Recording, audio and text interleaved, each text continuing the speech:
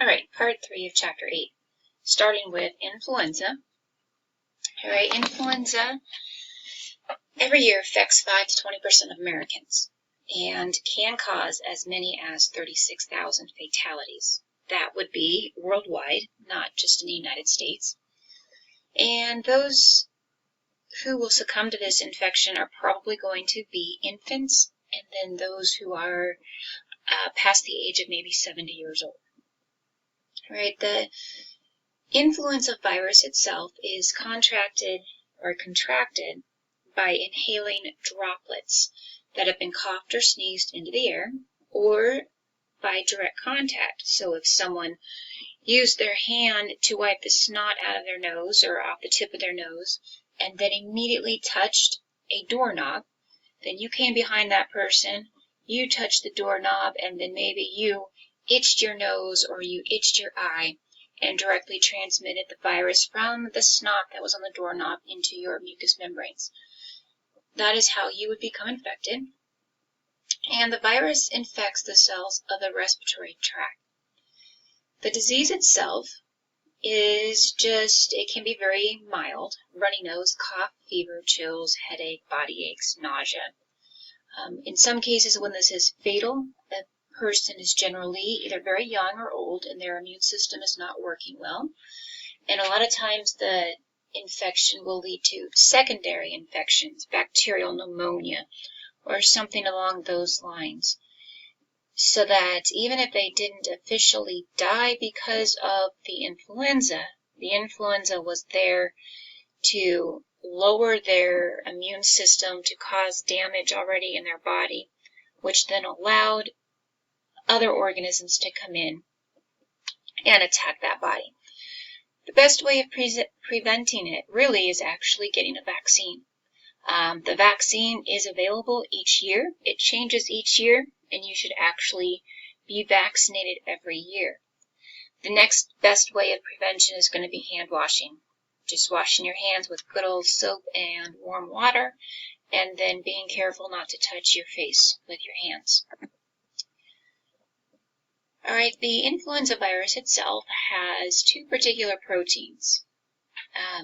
These are going to be on the outside of the protein capsid, and it's going to be called the H and N. And the H stands for hemagglutinin, and sometimes it's called a spike because it's kind of like this spike-like thing sticking out from the capsid, and N for neuraminidase. And they're given this name by what they actually do inside the body.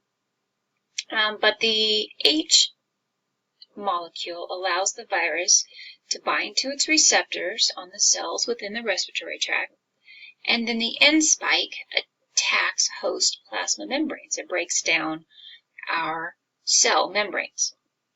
So both the H and the N molecules have variation in their shape, and so they're called subtypes. And on the previous slide, you saw down here H5N1. All right, that means that that particular virus had a gene that coded for, H5? Yeah. Hemagglutinin number 5, whereas it could have been like 1 through 200 or 1 through 100, and neuraminidase gene 1. Again, it could have ranged from 1 to 100. So in the news, when people talk about influenza, you may hear N1 or H1N1, N1H9. All right, those are just ways to categorize the particular strain of flu, of influenza virus that is out there. So the immune system recognizes the H spike and the N spike after it has been exposed to it. And so therefore, if you get the vaccine, your immune system would have been exposed to hopefully, those spikes that were found in the vaccine, and they will attack the virus before it can grab hold and cause an infection. So here you see how the influenza virus can mutate. And this, instead of using H1 or N1, we're going to say yellow hemagglutinin and yellow neuraminidase. And so this virus has the spikes that are yellow, but then when it's replicating and making new virus, within the genomic material, it's an RNA virus. Within that RNA virus, or that RNA material, there can actually be mutations that occur. And so when those mutations occur, you see how the purple gene here has this blue spot. That's a mutation. And any mutation that you have within the genetic code can lead to a mutation or a different way that that protein actually looks. And so now you have the neuraminidase gene, and instead of being all yellow, it's yellow and blue. And so this neuraminidase molecule is actually different than over here. And so if you were vaccinated against this guy, your immune system is not going to be 100% efficient at attacking this guy, because your antibodies are not going to recognize this neuraminidase molecule as well. All right, now you have a second mutation and in this virus, and then you have yellow and blue hemagglutinin molecules. All right, so this is what's normally occurring year to year, and that's why it's important to always get your vaccine each year to help maintain your immunity. But what randomly happens, and this happens, I don't know, it's estimated around every 10 years or so, you can have a major event where you have one virus, and this is the human flu virus, and then say a bird flu virus. So now you're mixing a completely blue virus with a completely yellow virus, and both viruses has to infect the same host cell. So this could be a human, right, where the human inhales this human virus as well as this bird flu. It could be in a pig. And then what happens in this case, when one cell is infected with two different viruses, then you have a completely different virus. And this causes a lot of problems because there isn't any way to predict this, and so therefore this is going to be a 100% brand new strain that no one has seen before. And this is when you have basically an epidemic or a pandemic that goes across the world. And this happened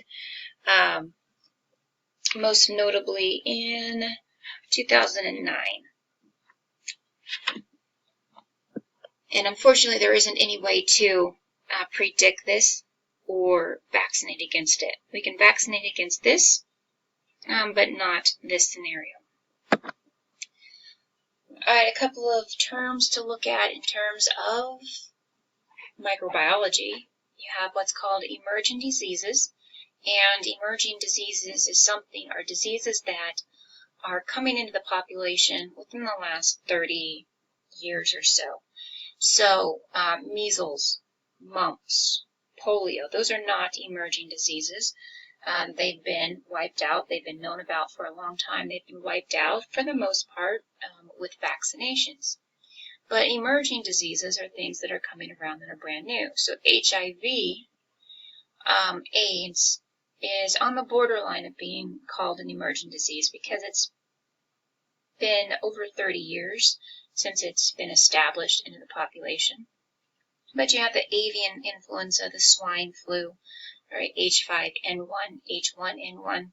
SARS is definitely an emerging disease that came into mainstream population about 5 years ago maybe.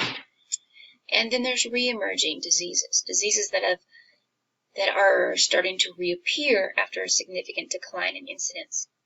And really, a lot of times what we're seeing with this is diseases that are commonly treated by vaccination, but parents not vaccinating their children, and so therefore those diseases coming back.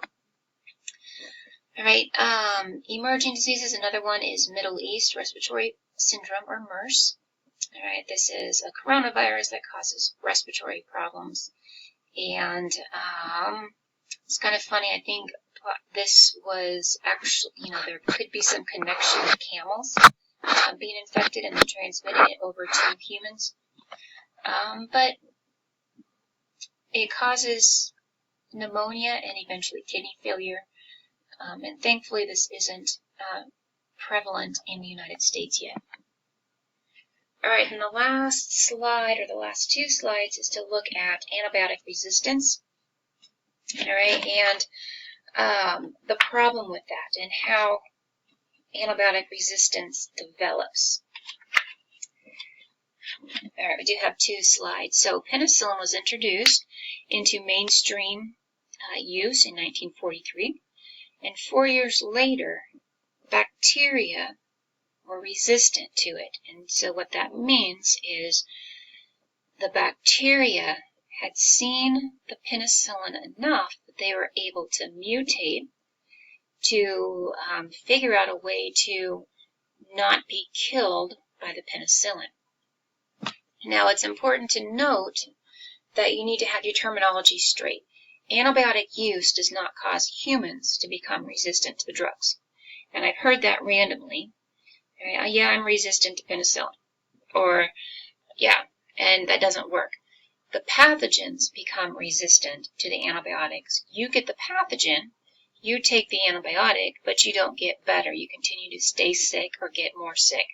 And that's because the pathogen that is causing the problem are not being killed off by that antibiotic, because they've figured out ways to get around it.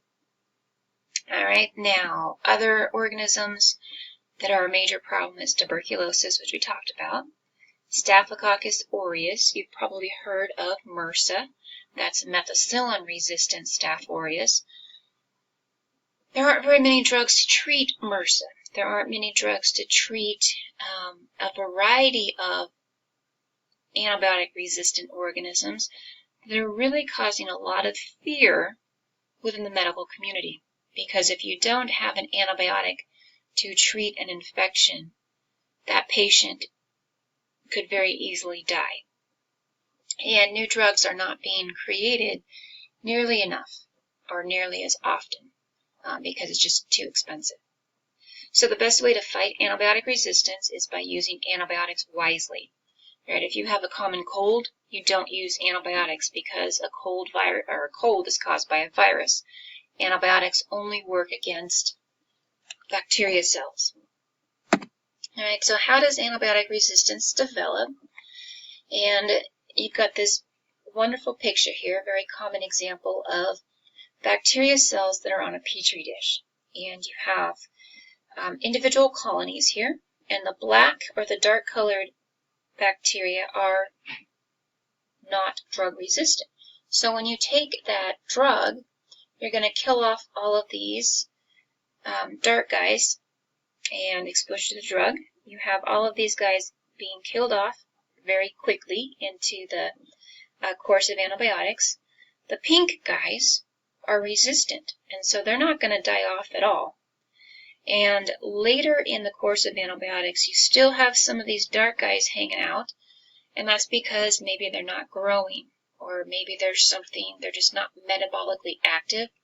Unfortunately, the antibiotics are not going to work on an antibiotic or a metabolic inactive cell. It has to be metabolically active. It has to be growing for it to be killed off. Now, what have you done here? You've killed off all of the susceptible bacteria, and now you've given the drug-resistant organisms a lot of room, a lot of extra nutrients for this group then to start expanding. And so now the remaining population grows over time, and now you are colonized. If this was your nose or something, now you are colonized with antibiotic-resistant organisms. And so it's important that you make sure that you only take antibiotics when needed. You take your antibiotics the entire time of the duration of the medication. If it's 6 days, 7 days, 10 days, you take it all the way to the end. And you don't share your antibiotics. You take it all, and that's good.